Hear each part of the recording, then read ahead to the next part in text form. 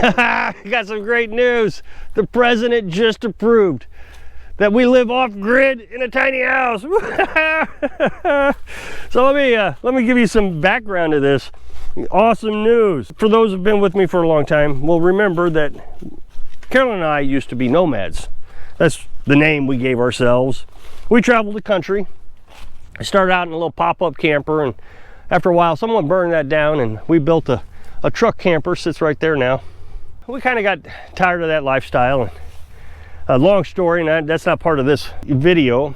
Carolyn decided that she wanted to find a piece of property, and I wanted to live off grid, and we just came to this conclusion. So she found this property here for $4,200. It had a well on it. So that was August of the year that we decided to give it up. By January of the next year, she had found this place, and by March we were living here. So what we had to do is we had to take that camper off the truck. So what we did was we went to Mom's house for about a month to kind of get everything squared away. We parked the truck with the camper on it at Mom's house, and we bought the well pump and the solar panels, and I can't remember what all. So it took us a month or two to get everything squared away, and we came down here. And the first day we were here, we took the camper off the truck, and then the second day we were here, we put the well pump in the well. Now, this was an old well, didn't have a well pump, didn't have anything, didn't even have the house on it. It looked like a tree had fallen down on top of the brick house around it. So the well did okay for the first year, but after the first year I was able to build this well house, and now the water's pretty clean all the time. It's not a great well, it's pretty antique, but it does just fine for our needs. After that, we started cleaning up this mess. This was an old trailer that had fallen down, mobile home. And once we got it cleaned up, we started building a tiny house. Now, it took us a while to build a tiny house. And the reason it took us a while was, remember, the month after we got here, or the month we got here, we went into lockdowns because of the pandemic. So it was really tough finding materials to build a house, and prices were going through the roof. 2x4s like $10 a board. I mean, it was ridiculous. Carolyn got busy on Facebook Marketplace and started looking for materials. So she found the windows and the door and the OSB plywood. She found all that. So we bought the place for $4,200, had a well, and then $5,000 for the house. Well, as all this was happening, we're trying to find materials and everything. Of course, we're splitting firewood and finding firewood. We had a lot of down trees right here on our property. So the first year, the first winter, we started out in the camper, and that was going to be a tough winter because prices were so high, and it was hard to go get supplies because everything was on lockdown. We didn't know the area that well. I built an outdoor heat exchanger. Now, what was interesting was it was an old Franklin wood stove. And when we went to get it, bought it from some guy off Facebook Marketplace, went to McDonald's. Now, the thing weighs 300 or 400 pounds, but he would not let me help him take it off his truck and put it onto my truck because of the social distancing, and everybody was terrified at the time. So, I mean, it was just hard to do anything during the lockdowns. But we learned a lot while we were doing it. We learned, hey, this isn't just off-grid anymore. This is self-sustaining. We used a ton of wood in the outdoor heat exchanger. It was very inefficient, but it kept us warm in the camper. So then we got into the tiny house in January. The rest of the firewood was extremely wet, high moisture content. So we had a couple chimney fires. It was difficult the first winter. But since then, everything's been great. We've got dry firewood. We actually got 15 years of firewood now. And we got it all free. Go on Facebook Marketplace again, and everybody's giving firewood away. They clean up their yard. We cut down a tree. You want to come get it? So just load it up, and it takes 3 truckloads to make a cord. We use a cord a year. And it's pretty nice living in a tiny house because we don't have to use a lot of firewood. I start the wood stove when I get up in the morning about 5 o'clock. With November temperatures like it is, we might start it up again right before bed. So maybe 11 o'clock at night, 7 o'clock at night, so twice a day.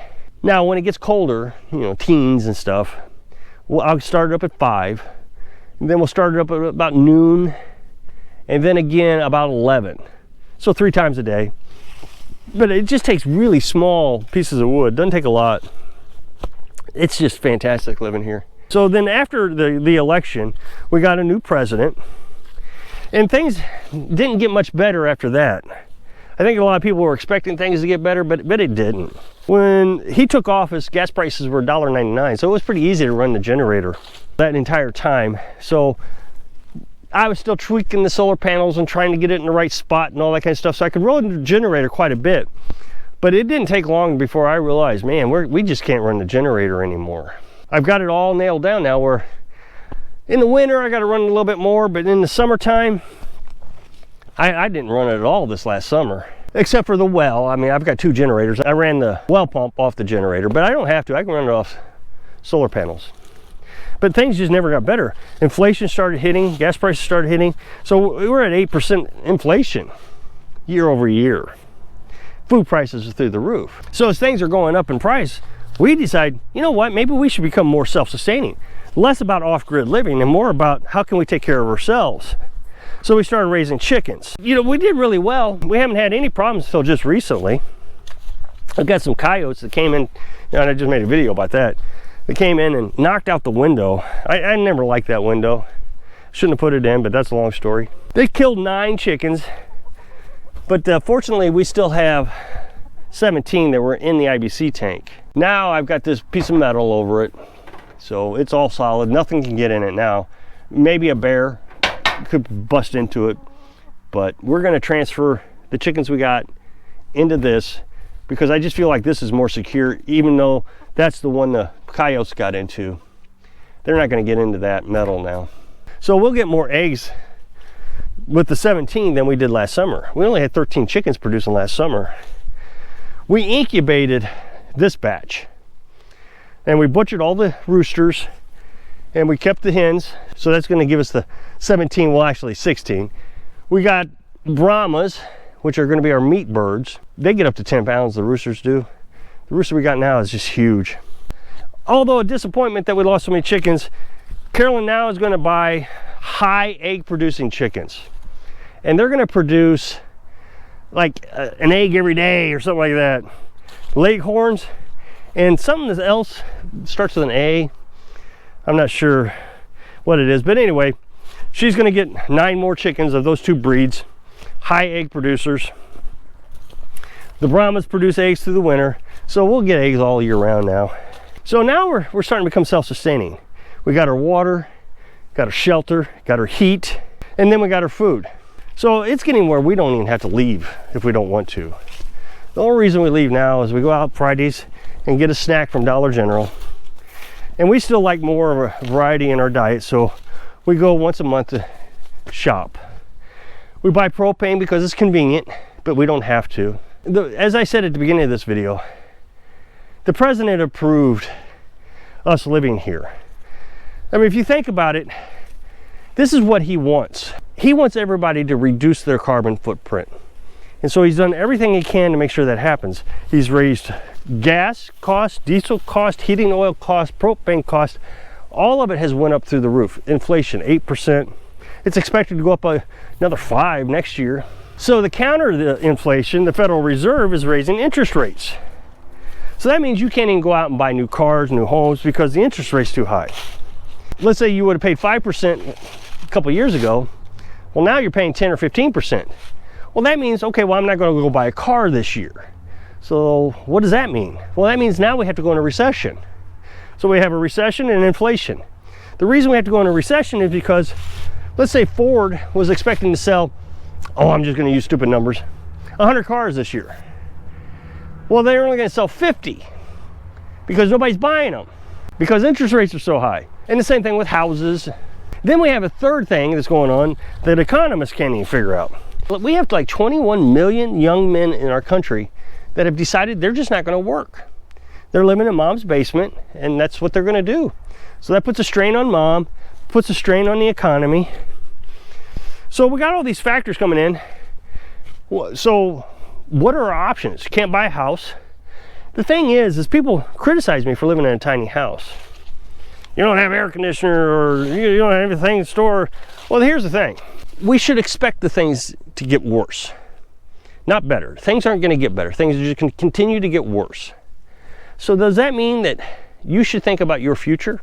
Do you have absolute certainty that you'll be able to hang on to your house? Can things go so bad that somehow you'll default on your loan or medical bills or whatever, and you won't be able to afford your house? So you might want to consider building a tiny house. I know a lot of millennials and the Z generation, I think they're called, are buying tiny houses because they just can't afford homes. This is what they have available. I mean, heck, even the homeless people are starting to build tiny houses on the sidewalks of California. So it's kind of a trend. I didn't mean to go into a trend. I just thought this would be cool. If you sold your house right now and got the equity out of it, let's say you get $30,000 or $40,000 on it. Well, you can buy a little piece of place like this for $4,200, build a house for $5,000, and you can find these places. Carolyn still finds these places. Heck, when we were looking for this one, there was 10 acres for $7,000. I know there was another YouTuber not that long ago I was watching, and he bought a place in Tennessee, and I thought it was kind of odd. $4,200, same price that we paid. His didn't have a well, ours had a well. Then if you don't know how to build a tiny house, you can go to Home Depot and buy one of those sheds for like $5,000, $6,000, $7,000, $8,000. And around here, they're popping up all over the place. Everybody seems to be doing it, buying those sheds. There's a trailer park just down the road that has a shed on it. It's a big shed, but it's still a shed. If you can find a county that allows you to do that, boy, what a deal. So through the president's actions, he is forcing us to live our dreams. Now, I know he wanted us all to move into the city. But the thing is Americans just aren't going to do it. If they are city folks, they'll go to the city. But if they're country folks or more independent folks, they're trying to find options that they can do. And this is an option. There's so much convenience to living in a tiny house. I know people think, oh, no, you need the storage, you need this, you need that. Well, minimalistic means you have less stress in your life, more happiness. Think about it. The bigger and the more stuff you have, the more you have to spend to maintain it and fix it. We save all our money, put it into savings. That way something happens, the house burns down or need repair to the truck. I don't need insurance. I can just build a new one or go get a shed. So he's forcing us to live our dreams. So if you click this up next box, it'll take you to a video where I was talking about they won't let us eat meat anymore. So if I can inspire you to do what they want and live your dreams. Thanks for watching.